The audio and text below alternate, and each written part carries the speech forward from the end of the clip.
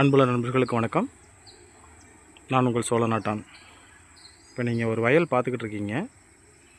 எவ்வளவு தட்டான் பூச்சிகள் இருக்குது அப்படின்றது நான் உங்களுக்கு ஓரளவுக்கு காட்டுறேன். ஆனால் எவ்வளோ பேத்துக்கு இது தெரியுதுன்னு தெரியல. ரொம்ப மைனூட்டாக இந்த கேமராவில் தெரியுது.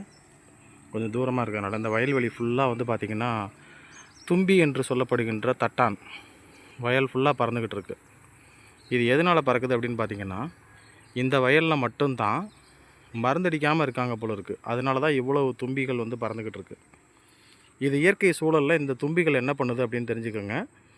இந்த தும்பிகள் பறக்கும் பொழுது இந்த வயலில் இருக்கக்கூடிய பூச்சிகளை பிடிச்சி சாப்பிடும்.